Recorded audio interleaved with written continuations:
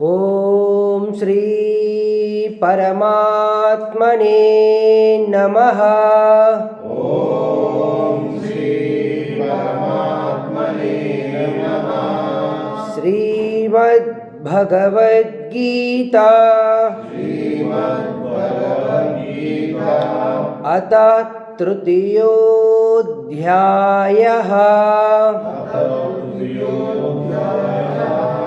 కర్మయోగః. శ్రీ భగవానువాచ.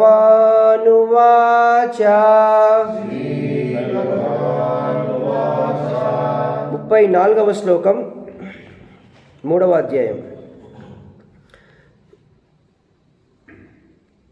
ఇంద్రియస్యేంద్రియస్యార్థే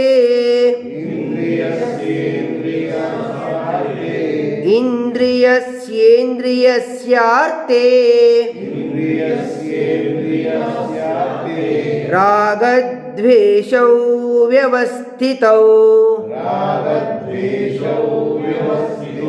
రాగద్వేషౌ వ్యవస్థితౌ తయోర్నవశమాగచ్ఛేత్. తయోర్నవశమాగచ్ఛేత్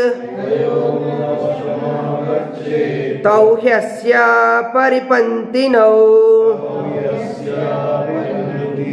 తౌ హ్యస్య పరిపంతినౌ. ఇంద్రియస్యేంద్రియస్యార్థే రాగద్వేషౌ వ్యవస్థితౌ తయోర్నవశమాగచ్ఛేత్ తౌ హ్యస్య పరిపంతినౌ. 3వ అధ్యాయంలో ఉన్నాం మనం ఇప్పుడు. దానికంటే ముందుగా అలసిన మనసుకు, భీతిల్లిన హృదయానికి ధైర్యాన్నిచ్చే ఓదార్పు శ్రీమద్ భగవద్గీత.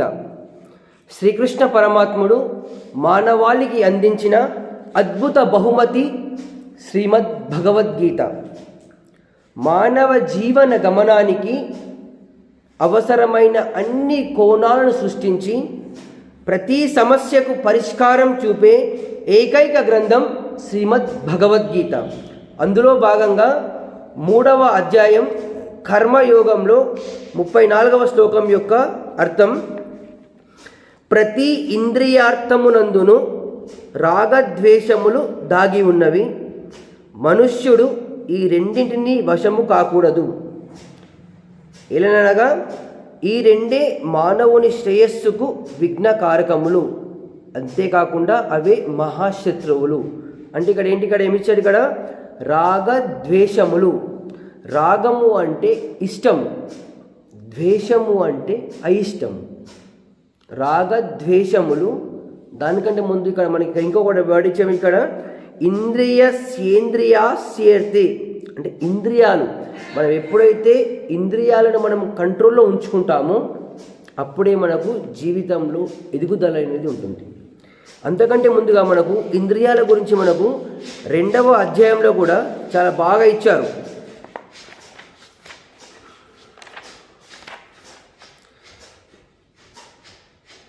ఇంద్రియాణం హి చరతాం యన్మనూను విధీయతే తదస్య హరతి ప్రజ్ఞాం వాయుర్నావమి వాంబసి.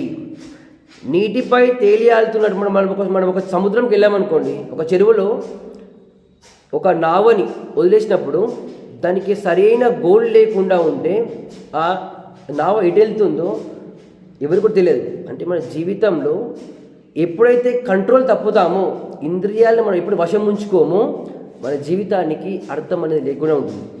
ఇంద్రియాల్లో అన్నిటికన్నా ముఖ్యమైనది మన యొక్క మనస్సు. మన మనస్సును ఎప్పుడైతే కంట్రోల్లో ఉంచుకుంటామో జీవితం అనేది దానికి మన యొక్క జీవితం పూల బాటలు అవుతుంది. సృష్టి ఎప్పటికీ మారదు. దృష్టి మార్చుకోవాలి. దృష్టి మారినప్పుడే సృష్టి ఎప్పటికీ మారదు. మన యొక్క దృష్టి సృష్టి మన దృష్టితో మన ఇంద్రియాల్లో ఒక భాగం మనకు కళ్ళు. ఈ కళ్ళని మనం చూసినప్పుడు దాన్ని మన కంట్రోల్ తప్పుతామా అని కాదు, అన్నిటికన్నా శ్రేష్టమైనది మన మనస్సుని ఎప్పుడైతే కంట్రోల్లో ఉంచుకుంటామో జీవితం తప్పకుండా మారుతుంది. తర్వాత మన భగవంతుడు ఇక్కడ ఏమిచ్చారు, ఇక్కడ రాగద్వేషాల గురించి ఇచ్చాడు.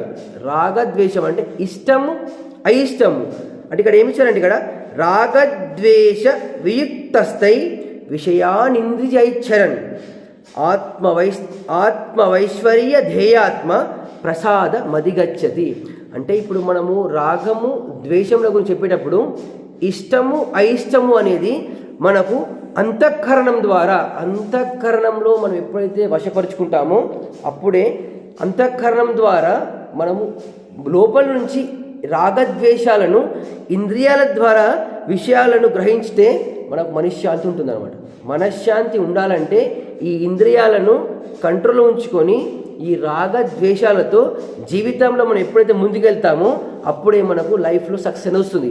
ఈ రాగద్వేషాలు అంటే ఏంటిది, ద్వేషం అంటే ఏంటిది, ఇక్కడ జీవితంలో ఈర్ష్య, ద్వేషం, కోపం, పగ, కలహం, ఓర్వలేనితనం, ఇవన్నిటిని కూడా ఏమంటామంటే మనం ద్వేషాలు అంటాం అన్నమాట ఇక్కడ. అంటే ఇవన్నీ ఎప్పుడైతే మనం అయిష్టంగా ఉంటామో ఇవన్నీ మన ఎప్పుడు జీవితంలో మనకి ఎప్పుడైతే వస్తాయో మన యొక్క మనసు అనేది అల్లా కల్లోలమవుతుంది. క్రోధాత్ భవతి సమ్మోహ సమ్మోహ స్మృతివిభ్రమ స్మృతిభ్రంశాత్ బుద్ధినాశాత్ వినశ్యతి. మనం ఎప్పుడైతే జీవితంలో ఈ క్రోధాలు, ఈ పగలు, ప్రతీకారాలు మన జీవితంలో మన మనసులోకి ఎప్పుడైతే వస్తాయో జీవితంలో మనిషి ఎప్పుడు కూడా మనశ్శాంతిగా ఉండలేడు.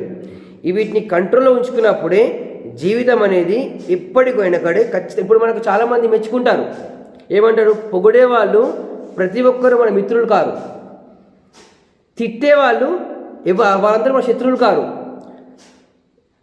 పొగడ్త వెనుక అసూయ ఉండొచ్చు, విమర్శ వెనుక ఆప్యాయత ఉండొచ్చు.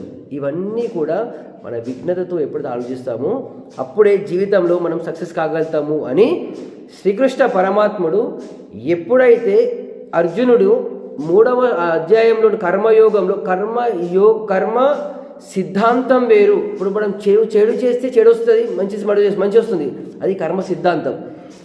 ఈ పని చేస్తే, ఈ కార్యం చేస్తే పుణ్యం వస్తుంది, ఈ కార్యం చేస్తే పాపం వస్తుంది అని ఎప్పుడైతే విజ్ఞత ఆలోచిస్తామో అదే కర్మయోగం. కర్మ సిద్ధాంతానికి కర్మయోగానికి మెయిన్ డిఫరెన్స్, మెయిన్ పాయింట్ అదొకటి. కాబట్టి మనం ఎవరైనా పొగిడితే